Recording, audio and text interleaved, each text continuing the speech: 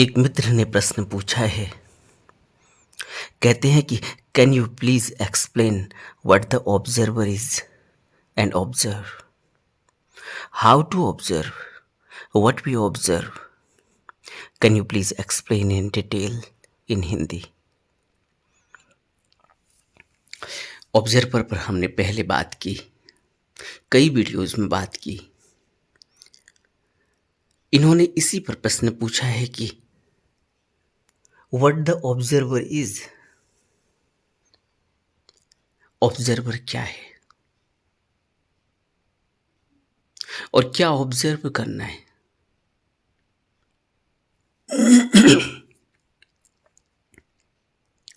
Observer कौन है, क्या है। हमें कहीं भी बाहर ऑब्जर्वर को ढूंढने की जरूरत नहीं है, और क्या ऑब्जर्व कर रहे हैं इसको भी अपनी दुनिया से, अपनी जिंदगी से बाहर खोजने की जरूरत नहीं है। ऑब्जर्वर और क्या ऑब्जर्व किया जा रहा है, यानी ध्यान देने वाला क्या है, कौन है और ध्यान क्या है। इसको इस तरह से अगर कहें तो अपनी जिंदगी में ही उतरते हैं। क्या है ऑब्जर्वर?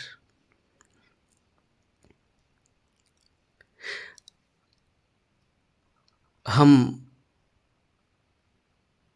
अपने किसी भी कामकाज को करते हुए, कुछ भी सोच विचार करते हुए, क्या हमने कभी यह विचार किया कि कौन है यह जो विचार कर रहा है, कौन है जो यह सोच रहा है, कौन है जो कुछ देख रहा है, कौन है जो जो कुछ भी देख रहा है उस पर भी विचार कर रहा है, उसको समझ रहा है।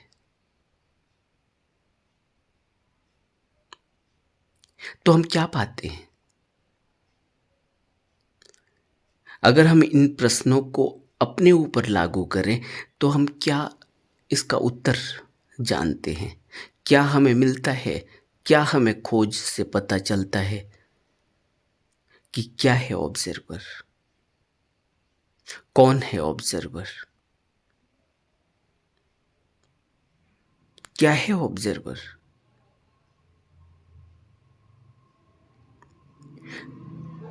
तो हमें यह पता चलता है कि यह जो सोच रहा है, यह जो विचार कर रहा है, यह जो कुछ भी देख रहा है, जो कुछ भी अपनी बुद्धि लगा रहा है, और यह जो कुछ भी, जिस भी वस्तु को देख रहा है, जिस भी व्यक्ति को देख रहा है, जिस भी चीज को देख रहा है, उसमें से कुछ निष्कर्ष निकाल रहा है, उसमें से कुछ विचार निकाल रहा है, कुछ निष्कर्ष निकाल रहा है। यह कौन है? तो हमें यह पता चलता है कि यह हमारा मन है। हम ये कहते हैं कि हमारा मन है जो हमें विचार करने पर मजबूर, जो विचार करता है। हम कहते हैं कि यह हमारी बुद्धि है, हमारा इंटेलेक्ट है, जो सोचता है, विचारता है, हमें निर्णय देता है, हमें उत्तर देता है। और हम यह कहते हैं कि यह हम हैं, हम देख रहे हैं। मैंने देखा, मैंने विचार किया, मैंने सामने कोई वस्तु देखी तो मुझे यह दिखाई दिया, मुझे वह दिखाई दिया, मुझे उसमें से यह विचार उठा। यह सब कुछ ही हम कहते हैं कि यह मैं हूँ, यह मेरा मन है, यह मेरा इंटेलेक्ट है, यह मेरी बुद्धि है।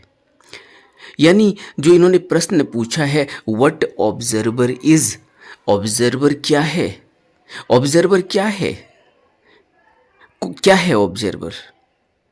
तो हमें यह पता चलता है कि यह ऑब्जर्वर मैं स्वयं हूँ, ये मेरी आइडेंटिटी है। मेरी आइडेंटिटी एक ऑब्जर्वर है। ये मेरी आइडेंटिटी जो है, इसलिए यह ऑब्जर्वर है क्योंकि यह जिस वस्तु को ऑब्जर्व कर रही है, जिस व्यक्ति को ऑब्जर्व कर रही है, जिस पर यह ध्यान दे रही है, जिस पर यह विचार कर रही है, जिस पर यह सोच कर रही है, जिस पर यह कोई डिसीजन दे रही है, यह मेरी आइडेंटिटी है। यह मैं हूँ। यह मैंने बनाया हुआ अपना एक वजूद है। लेकिन कोई ज़रूरी नहीं कि जो मैं देख रहा हूँ, जो मैं सोच रहा हूँ, यह दूसरा व्यक्ति भी उस वस्तु को देखकर, उस व्यक्ति को देखकर यही निष्कर्ष दे, यही सोच दे, यही उसके भी विचार हों जो मेरे हैं। यह कोई ज़रूरी नहीं, क्योंकि मेरा विचार अलग हो सकता है, उसका विचार अलग हो सकता है, जबकि वस्तु एक ही देखी गई है। आपने कभी यह सोचा? मैंने भी एक फूल देखा, आपने भी एक फूल देखा, लेकिन मेरा उस फूल पर जो निष्कर्ष है, जो डिसीजन है, जो मैं उस पर सोच विचार कर पाया हूँ, अगर मैं उसको लिखूँ तो यह कोई ज़रूरी नहीं कि मेरा जो उत्तर आएगा वह उत्तर दूसरे का भी हो। मेरे जो विचार आएंगे वही विचार दूसरे के भी हों।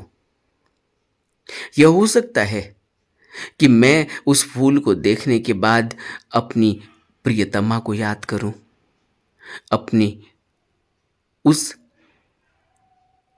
महबूबा को याद करूं, अपने उस मंदिर को याद करूं, अपने उस भगवान को, उस प्रतिमा को याद करूं जिस पर मैंने वो फूल चढ़ाए थे। और वहीं दूसरा व्यक्ति, यह हो सकता है कि वह अपने उस दुख को याद करे जब उसने वो फूल किसी के मातम में, उसके अंतिम संस्कार में, उसके अंतिम दर्शन में चढ़ाए हों, उसके शव में चढ़ाए हों, उसके पार्थिव शरीर पर चढ़ाए हों। ऐसा क्यों होता है? मेरे अंदर जो अनुभूति है, मेरे अंदर जो कुछ भी अनुभव हैं, जो कुछ भी संस्कार हैं, जो कुछ भी कर्म हैं, मेरा निर्णय, मेरे विचार उस व्यक्ति या उस वस्तु को देखकर निकल कर आते हैं। वो उससे टैली करते हैं, वहाँ से कोई कुछ निकल कर आता है। और दूसरे व्यक्ति का उसके अपने जीवन से निकल कर आता है, उसके अपने संस्कार, उसके अपने कर्म, उसके अपने इतिहास से निकल कर आता है। कहने का अर्थ यह है कि मेरी आइडेंटिटी से मेरा एक वजूद है, और उस वजूद से जो कुछ भी मैं देखता हूँ वह मेरे वजूद के हिसाब से, मेरे संस्कार, मेरे कर्म, मेरे विचार, मेरा अब तक का जो जीवन है, उसका जो अनुभव है, उन एक्सपीरियंसों से उस पर ही मेरा एक वजूद बनता है। उस वजूद को मैं मन कहता हूँ, और उस मन से मैं जो कुछ भी देखता हूँ, वो ऑब्जर्वर जो कुछ भी देखता है, जिसको ये कह रहे हैं व्हाट ऑब्जर्वर इज। ऑब्जर्वर क्या है? इस ऑब्जर्वर से ही मैं जो कुछ भी देखता हूँ वो ऑब्जर्व किया जा रहा है, तो वो जो निर्णय आता है वो इस वजूद से ही निकल कर आता है, इसके अनुभवों से निकल कर आता है। दूसरा व्यक्ति वही वस्तु को, व्यक्ति को देखता है, उसका जो निर्णय निकल कर आता है वो उसके वजूद से निकल कर आता है। इस वजूद को हम मन भी कह सकते हैं, इस वजूद को हम संस्कार भी कह सकते हैं, इस वजूद को हम एक्सपीरियंस भी, अनुभव भी कह सकते हैं। इसलिए हर व्यक्ति का मन अलग है, इसलिए हर व्यक्ति का वजूद अलग है, उसकी पर्सनैलिटी अलग है, इसलिए हर व्यक्ति का अपना एक ऑब्जर्वर है। अब प्रश्न आता है, जो इन्होंने अगला प्रश्न पूछा है कि हाउ टू ऑब्जर्व, कैसे ऑब्जर्व कर सकते हैं, और व्हाट वी ऑब्जर्व, हम क्या ऑब्जर्व करते हैं, हम कैसे ऑब्जर्व कर सकते हैं। How to observe, how to observe, यही सबसे महत्वपूर्ण है कि मैं अपने वजूद को, अपनी आइडेंटिटी को अगर एक किनारे पर रख दूं और फिर किसी को अगर ऑब्जर्व करूं, किसी पर अगर ध्यान दूं, तो फिर मेरा वो ध्यान देना कैसा कैसा होगा? वो मेरी आइडेंटिटी से बिल्कुल अलग हो, अगर अगर वो मेरे एक्सपीरियंस से अलग हो, अगर वो मेरे अपने संस्कार और अपने कर्मों से अलग हो, तो क्या मैं जो देख पाऊंगा, जो ध्यान कर पाऊंगा, वो कैसा होगा? How to observe.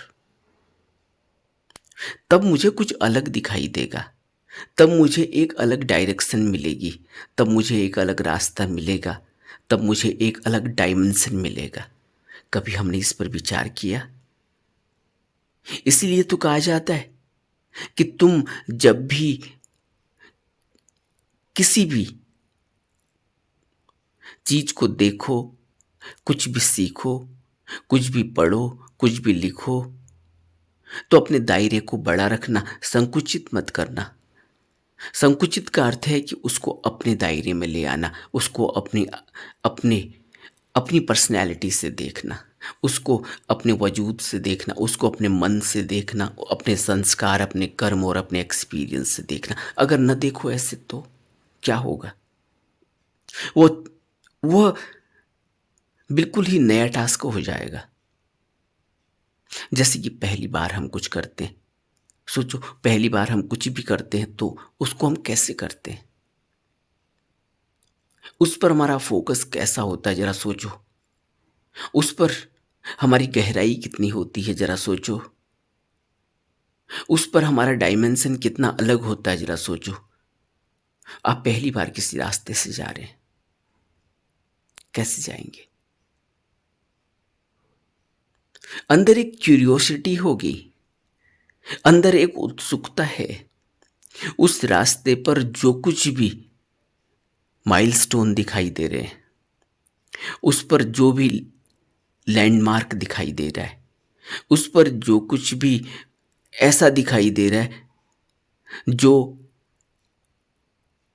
याद करके रखना है, जो मेमोरी में बैठाना है, उस पर जो कुछ भी दिखाई दे रहा है वो बिल्कुल ही अलग दिखाई देगा।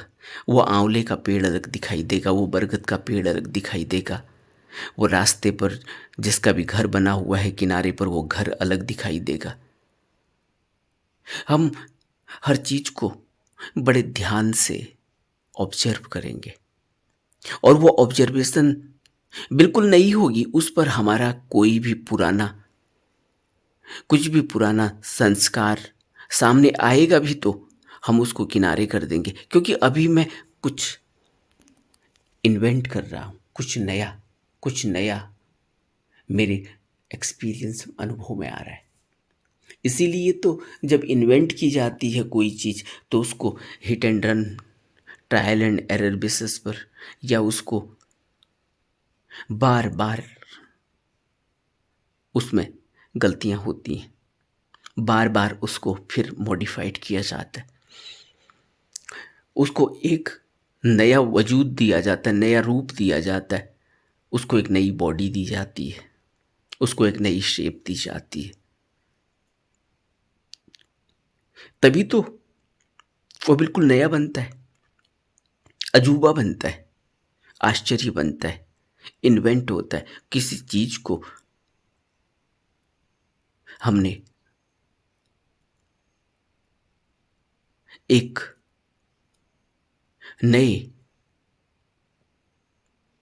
उसमें, नए आकार में, नए डिजाइन में, नए वजूद में खोजा है, निकाला है, गढ़ा है। इसलिए वहां इतना फोकस बन जाता है, इसलिए वहां इतनी क्यूरियोसिटी जग जाती है, इतनी उत्सुकता पैदा हो जाती है। और वही काम बार बार करते रहो, मोनोटोनस हो जाता है। दोबारा उसी रास्ते पर चलो, उस रास्ते पर चलने पर वह वही चीजें जो पहले दिन उस रास्ते पर देखी गई थी, अगले दिन वो दिखाई भी नहीं देंगी शायद। मन इस तरह से उसको फिर एक अपनी वही मेमोरी में, अपने वही वजूद में, अपनी उसी पर्सनैलिटी में मिक्स कर लेता है। फिर कुछ भी नया नहीं रह जाता, कुछ नया इन्वेंशन नहीं रह जाता, नई खोज नहीं रह जाती। इसलिए जब भी किसी भी काम को करें, जब भी किसी को देखें, जब भी कुछ कहीं भी नज़र दौड़ाएं, कहीं भी कुछ ऑब्जर्व करें, तो उसको इसी तरह से करना चाहिए जैसे वो बिल्कुल नया है। लेकिन यह मुश्किल हो जाता है, क्योंकि अब हम कैसे कहेंगे कि बिल्कुल नया है? अपने दोस्त से मिल रहे हैं, अब कैसे कहेंगे कि बिल्कुल नया है? लेकिन नया तो है, क्योंकि वो जो कल था वो आज नहीं है। कल उसका मूड खराब था, लेकिन ज़रूरी नहीं कि आज तुम जब मिले हो तब भी उसका मूड वैसा ही हो। कल जब वो मिला था तो उसके अंदर अलग विचार थे, कोई ज़रूरी नहीं कि आज उसके अंदर वही विचार है। पूरे 24 घंटे बीत गए हैं, आज भी मिले थे, कल भी मिले थे, या महीनों बाद मिल रहे हैं, या सालों बाद मिल रहे हैं। अब सालों बाद मिल रहे हैं अगर, तो सालों पहले जो उसकी पर्सनैलिटी थी, सालों पहले जो उसका सोचने का तरीका था, जो उसके जीने का तरीका था, सालों पहले जो उसका काम करने का तरीका था, सालों पहले वो बिल्कुल अलग था, और सालों बाद वो बिल्कुल अलग है। क्योंकि पल प्रतिपल आदमी बदल रहा है, और अगर हम उसी ढर्रे में चलेंगे तो फिर हम में कोई बदलाव नहीं होता। इससे यह पता चलता है कि हम बिल्कुल जड़ हो चुके हैं। इसीलिए तो जो आदमी अपने एक दायरे में जीने लगता है वो जड़ सा हो जाता है, उसके अंदर कुछ भी नया इन्वेंशन नहीं हो पाता, उसके अंदर कुछ भी नया, कुछ क्रिएटिव, कुछ कृत्य करने जैसा नहीं रह जाता। वो उसी दायरे में घूमता रहता है। सुबह उठे, उसने वही अपने नित्य कर्म किए, और शाम को वो फिर वापस आ जाता है। अब उसको बोलो कि चलो कुछ पेंटिंग कर लो, चलो उस कुछ गा लो, चलो कुछ बजा लो, उसका कोई इंटरेस्ट नहीं। आप उसके सामने जो उससे सबसे अच्छा लगता है अगर वह इंस्ट्रूमेंट भी ला कर दे दो तो वो थोड़ी देर बजाएगा, फिर बोर हो जाएगा, बोलेगा छोड़ो। आपने देखा आजकल बच्चे, छोटे छोटे बच्चे कहते हैं कि मैं बोर हो गया। छोटे छोटे बच्चों के अंदर कितनी ऑब्जर्वेशन होती है, क्योंकि उनके लिए सब कुछ नया है, उनका जीवन अभी बहुत थोड़ा सा ही आगे बढ़ा है। लेकिन उसके बावजूद भी उनके अंदर क्रिएटिविटी कहाँ है कि वो बोर हो जाते हैं। छोटे से बच्चों के मुंह से जब आप सुनते हो कि मैं बोर हो गया, कैसा लगता होगा? जबकि सब कुछ ही उनके लिए नया है, उसके बावजूद भी वो बोर हो जाते हैं। और आज से पहले के अगर 50 साल देखें, 20 साल देखें, तो आदमी कैसा था? वो तब अपने बेकार की कागज से ही बॉल बना लेता था, उस बॉल से ही खेलने लगता था बच्चा। वो कपड़ों की गेंद बना लेता था, वो लकड़ी से खिलौने बना लेता था, वो घर के बर्तनों से ही अपने खिलौने बना देता था, उसी से खेलने लगता था। आज उसको दुनिया भर के खिलौने लाकर दे दिए गए, वो फिर भी बोर हो जाता है। लेकिन वो मोबाइल से बोर नहीं होता। आपने कभी देखा? छोटे छोटे बच्चे घर में मोबाइल खेलते हैं, वो बोर नहीं होते, क्योंकि उसमें इतने फीचर हैं और उसमें इतनी चीज़ें हैं कि वो एक गेम लगाते हैं, फिर दूसरा लगाते हैं, फिर तीसरा लगाते हैं, फिर चौथा लगाते हैं, फिर कुछ नया देख लेते हैं, फिर कुछ नए फीचर देख लेते हैं, फिर कोई नए और चैनल देख लेते हैं। वो बोर नहीं होते। लेकिन अगर उनको आप कुछ क्रिएटिव करने को दे दो तो क्रिएटिविटी उनकी बिल्कुल जीरो हो जाती है। आज वो कपड़े से गेंद बनाकर नहीं खेल सकते, आज वो अपने घर के बर्तनों से ही कुछ अपने नए खिलौने नहीं बना पाते, खिलौनों से खेलने जैसा नहीं कर पाते। क्यों ऐसा हो रहा है? क्यों क्रिएटिविटी खत्म हो गई है? क्योंकि मोनोटोनस हो गया है सब। और मोनोटोनस कैसे हो जाता है? इससे क्या पता चलता है? इससे ये पता चलता है कि हमारा जो दिमाग है, वो हमारी जो पर्सनैलिटी है, वो एक रहट में आ गई है, वो एक दायरे में आ गई है, वो उस दायरे से बाहर निकलना नहीं चाहती। और हम सबका जीवन ऐसे ही चलता है, वो एक दायरे में आ जाता है, वो एक रूटीन में आ जाता है, वो मोनोटोनस एक्टिविटीज़ करने लगता है, रोज़ वही उठना, रोज़ वही। अब वो उस रोज़ तो कर रहा है, लेकिन रोज़ करने में उसको कुछ नया नहीं दिख रहा है। और यहाँ पर हमें जो संत हैं, जो वहाँ जो गुरु हैं, जो बुद्ध पुरुष हैं, वो कहते हैं कि हर पल प्रतिपल जीवन नया है। हर पल प्रतिपल जो सांस आई और वो गई वापस, उसके बाद वो सांस अगर लौट कर नहीं आई तो जीवन नहीं है, मौत हो जाएगी।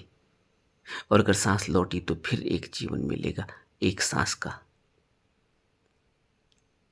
इस आती जाती सांस को देखने को बुद्ध ने एक नई खोज के रूप में, नए अभ्यास के रूप में विकसित किया कि जीवन इतना ही है। और जिसने अपने जीवन को इतना जाना, उस आदमी के लिए फिर संस्कार क्या है? उस आदमी के लिए फिर कुछ भी दायरा क्या है? उस आदमी के लिए फिर कुछ भी मेमोरी क्या है? उस आदमी के लिए फिर सोच विचार क्या है? कुछ भी तो नहीं है, क्योंकि एक पल पहले कुछ और था, एक पल पहले बाद मृत्यु है, एक पल पहले बाद फिर नया जीवन है, एक पल बाद फिर मृत्यु है। जीवन आता है फिर चला जाता है, फिर आता है फिर चला जाता है। और हम ये गारंटी लेकर बैठे हैं कि अगली अगली सांस वापस आएगी ही आएगी। और यही भूल में हम एक दिन अपना जीवन गंवा बैठते हैं, सांस जाती है फिर वापस लौट कर नहीं आती। बस यही होश रखना कि एक सांस पहले जीवन है, एक सांस बाद जीवन नहीं है। अगर सांस नहीं लौटी तो फिर हर कृत्य नया हो जाता है, फिर कुछ भी संस्कार, बस वह कृत्य नहीं होता, फिर वो बिल्कुल ही नूतन होगा। फिर वो जो ऑब्जर्वेशन होगी वो बिल्कुल अलग होगी। जरा सोचो, एक आदमी हमें गाली दे रहा हो और अगर हमें यह ख्याल है, यह होश है कि एक पल बाद यह भी मर जाएगा, इसको इस पर कुछ भी रिएक्शन करने की ज़रूरत नहीं, क्योंकि एक पल बाद यह शायद इसकी सांस वापस न लौटे और यह मर जाए। या इसके कहने का क्या वजूद है? क्योंकि इसकी ये जो कह रहा है, इसकी हकीकत क्या है? इसका इसने जो कहा यह सच है, इस पर इसी की छाप है। और यह कौन है जो कह रहा है? इसके कहने का मूल्य क्या है? और जो कहा जा रहा है वो कितनी देर तक टिकेगा? और जो कह रहा है वो व्यक्ति कितनी देर तक टिकेगा? तो बात खत्म हो जाती है। या जिससे वो कहा जा रहा है, अगर मेरे से कहा जा रहा है मैं अगले पल सांस न लौटे न रहूं, तो जो कहा गया है इसका वजूद क्या और इसका प्रभाव मुझ पर क्या पड़ने वाला है? कुछ भी तो नहीं, क्योंकि अगले पल मैं हूं ही नहीं।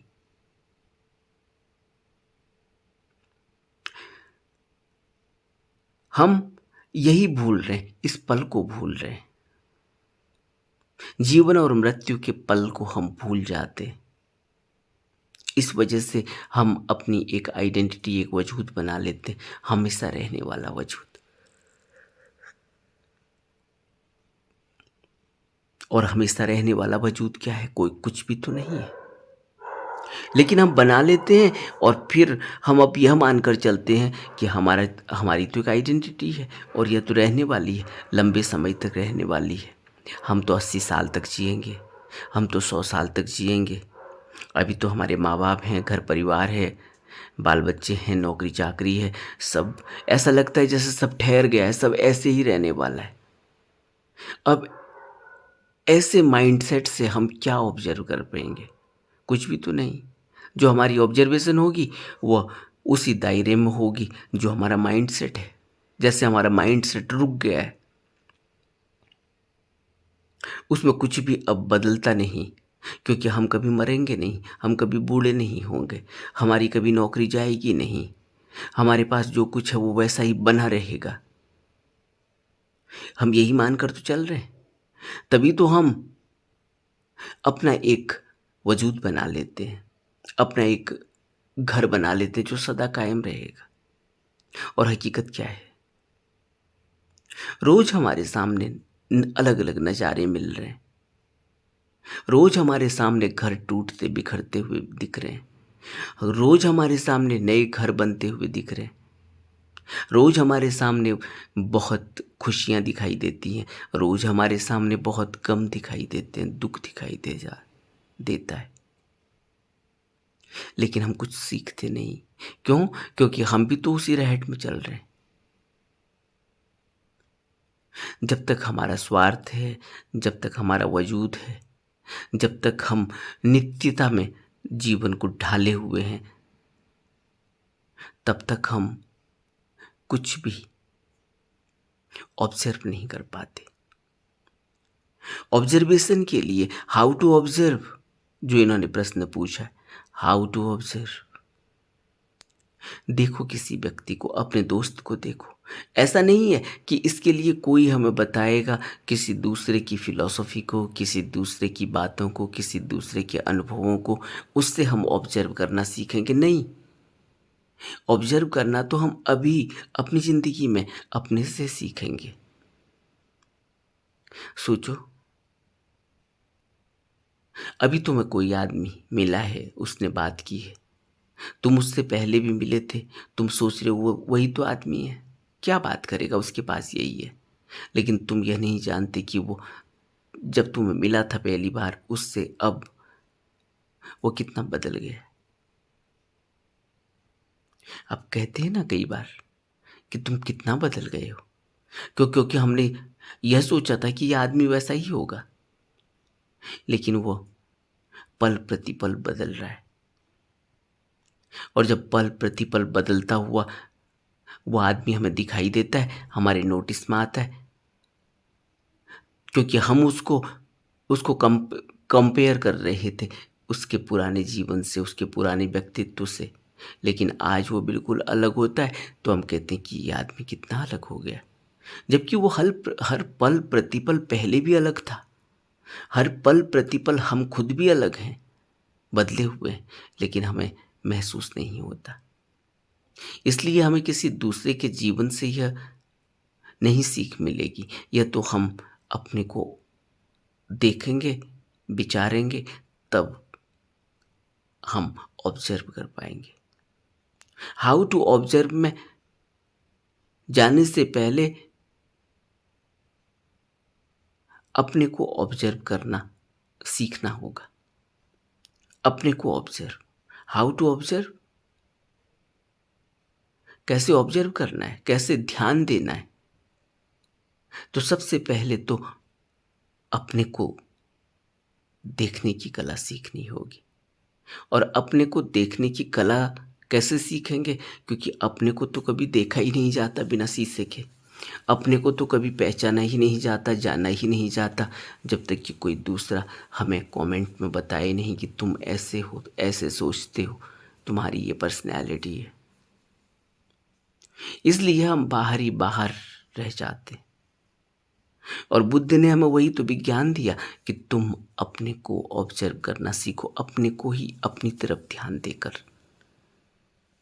उसके लिए सबसे सरल तरीका बुद्ध ने बताया आनापान, कि तुम अपनी अपनी ही आती जाती सांस को देखो। जब तुम अपनी आती जाती सांस को देखोगे तो तुम्हें अपने जीवन और मृत्यु का पल प्रतिपल दिखाई देगा। तुम्हें किस तरह से यह पर्सनैलिटी बनती है, किस तरह से यह माइंड बनता है, किस तरह से ये जीवन चलता है, सब दिखाई देगा। यही तो ऑब्जर्व है, करना है।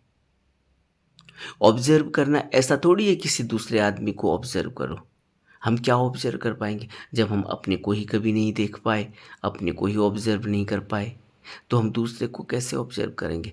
जो ऑब्जर्व भी करेंगे तो अपने ही माइंड सेट से करेंगे। जो हमारा दायरा है उसी पर उसको भी लेकर आ जाएंगे, उसी दायरे पर उसको खींच लेंगे।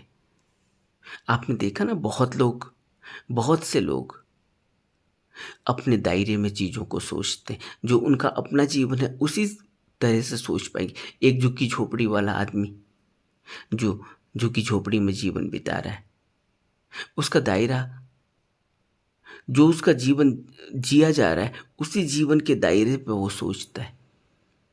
एक शराबी आदमी, उसका दायरा क्या है सोचने का कि कैसे शाम को इंतजाम होगा पीने का। दिन में काम करेगा, काम करने में पीने की रिस्ट्रिक्शन है, तो जल्दी से जब छुट्टी होती है तो सबसे पहला काम यह है कि आज कैसे जुगाड़ करें शाम की बोतल का। सोचो जरा। और यहाँ तक कि जो सिगरेट पीने वाले लोग हैं उनको देखो, कितनी मुश्किल से वो अपने टाइम ऑफिस में बिताते।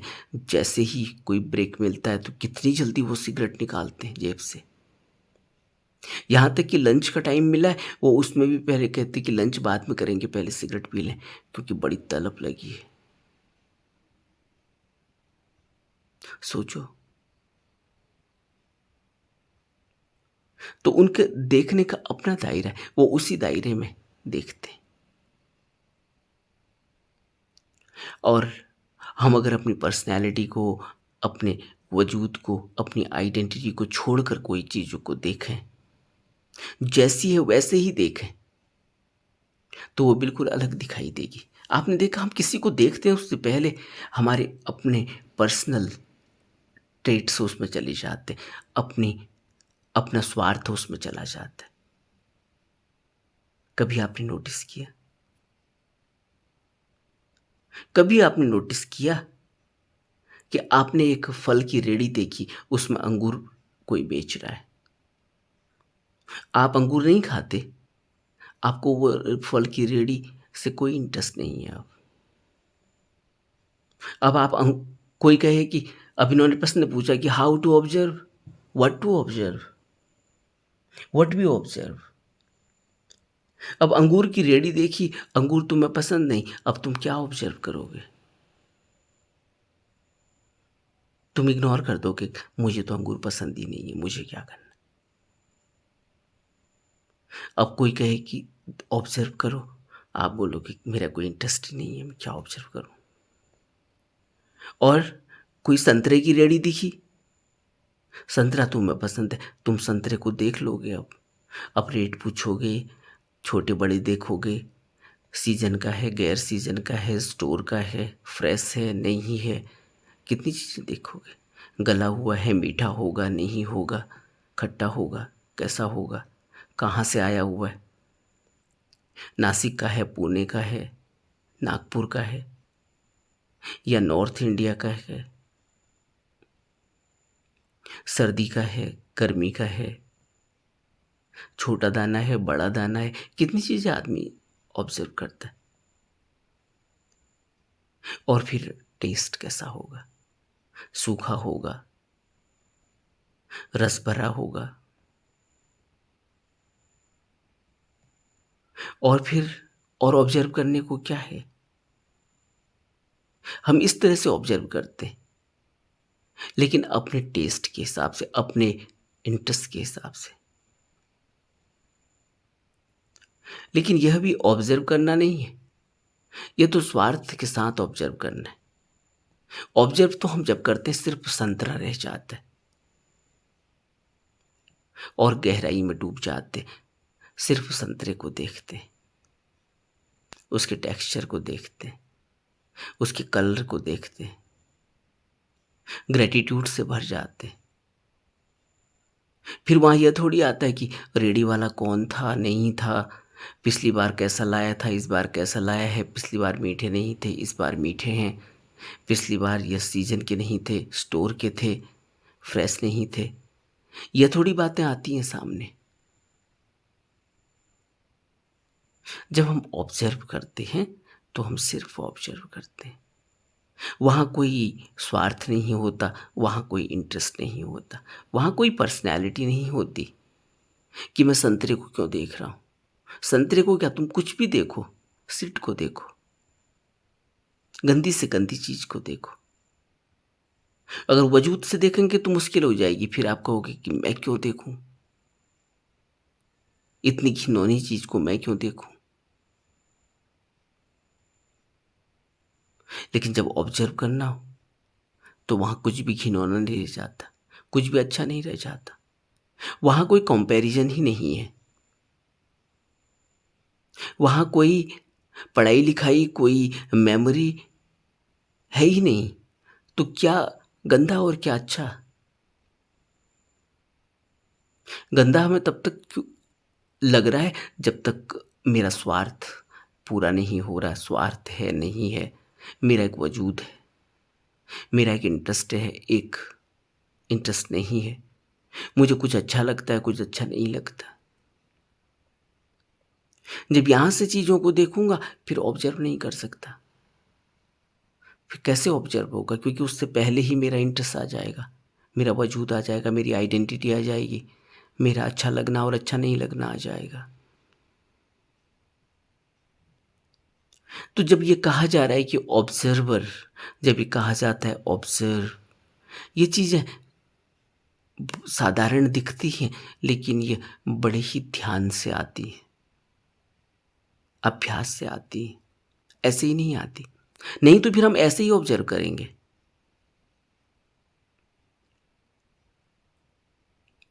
जो इंटरेस्ट का होगा उस पर न जाने कितनी चीजें ध्यान में आएंगी, विचार में आएंगी। और जहाँ इंटरेस्ट नहीं है वहां पर कुछ भी ध्यान में नहीं आएगा, मुझे क्या लेना देना। ये कोई ऑब्जर्वेशन नहीं, और न ये ऑब्जर्वर न्यूट्रल है, न ये जो ऑब्जर्व किया जा रहा है इसको देख पाता है, ये इसका ऑब्जेक्ट बन पाता है। इसीलिए ये सब कुछ करने से पहले, यह जो प्रश्न पूछा गया है इस प्रश्न तक पहुंचने से पहले यह अभ्यास कर लेना जरूरी है कि हमें देखना आ जाए, हमें अपने को जानना आ जाए। अपने को जाना होगा तो तभी हम दूसरे को देख पाएंगे, नहीं तो नहीं देख पाएंगे, क्योंकि हम जो कुछ भी देखेंगे वो हमारा ही रिफ्लेक्शन होगा। हम दूसरे पर अपने को रिफ्लेक्ट करते हैं। हम जो कुछ भी दूसरे के बारे में बताते हैं वो दूसरे के बारे में थोड़ी होता है, वो हमारे बारे में होता है। हमारा नजरिया दूसरे पर फेंका गया होता है। इसलिए एक ही वस्तु एक व्यक्ति द्वारा अलग तरह से प्रदर्शित की जाती है, जैसा पहले मैंने कहा, और दूसरे व्यक्ति द्वारा बिल्कुल ही अलग तरह से प्रस्तुत की जाती है। वो उनका अपना दायरा है। लेकिन जब हम ऑब्जर्व करते हैं, रियली ऑब्जर्व करते हैं, फिर हमारा कोई दायरा नहीं होता, कोई स्वार्थ नहीं होता। फिर मैं देख रहा हूं, बस देख रहा हूं। अब इन्होंने प्रश्न तो अच्छा पूछा है, लेकिन इस प्रश्न तक, इस प्रश्न को, इस ऑब्जर्वर को, इस ऑब्जर्व को जिंदगी में लागू करने से पहले यह जरूरी है कि हमारे पास यह अभ्यास हो, पल प्रतिपल जीने का। हमारे पास यह अभ्यास हो कि हम नित्य और अनित्य को समझें, समझ सकें। हमको यह अभ्यास हो कि हम अपनी आइडेंटिटी को, अपने वजूद को, अपने थॉट्स को, अपने माइंडसेट को समझ सकें। समझते हो, नहीं तो फिर हम ऑब्जर्व कैसे कर पाएंगे।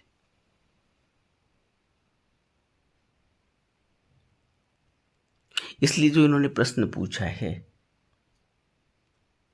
कि व्हाट द ऑब्जर्वर इज,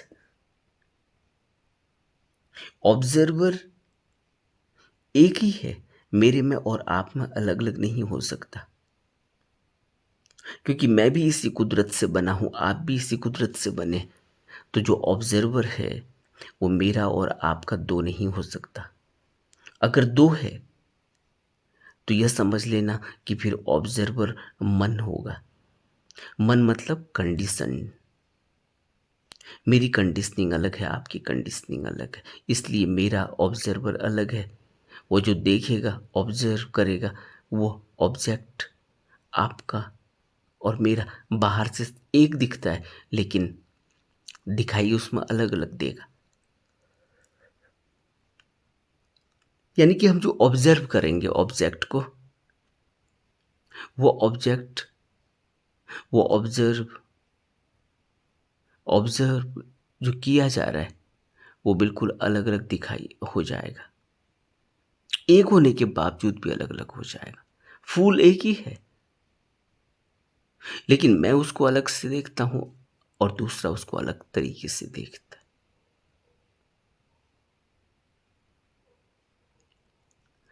तो जो इन्होंने प्रश्न पूछा है, ये प्रश्न तो रेलिवेंट है, लेकिन इस प्रश्न को जब हम अपने जीवन में उतारने की कोशिश करते हैं तो वहां हमें पहले आनापान सती ही करना होगा।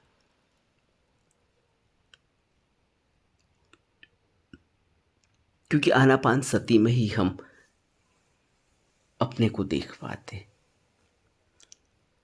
आनापान सती में ही हम ऑब्जर्व कर पाते हैं ऑब्जर्वर को।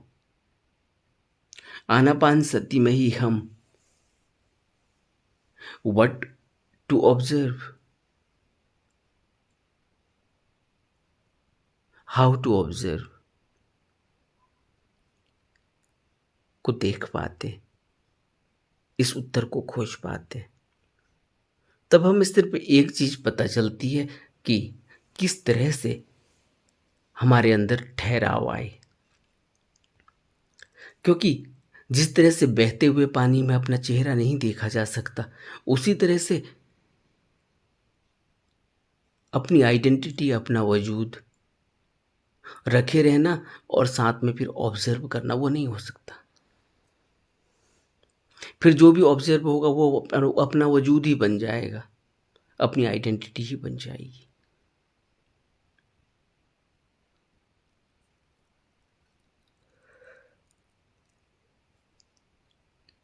इसलिए हमें इस पर विचार करना चाहिए कि जो बुद्ध ने आनापान सती का अभ्यास दिया है, इस अभ्यास से ही हमारी शुरुआत होगी। इस अभ्यास के करने के बाद ही हम अपने को समझ पाएंगे, अपनी ऑब्जर्वेशन को देख पाएंगे, ऑब्जर्वर को देख पाएंगे और ऑब्जर्व्ड हो पाएंगे ऑब्जेक्ट में। यह सब कुछ जुड़ा हुआ है, लेकिन इसकी जड़, इसकी नींव आनापानसती है। जहां हमें वह दृष्टि मिलती है, जहां हमें वह आंख मिलती है जो ऑब्जर्वर होती है, जो ऑब्जर्व करती है। नमो बुद्धाय।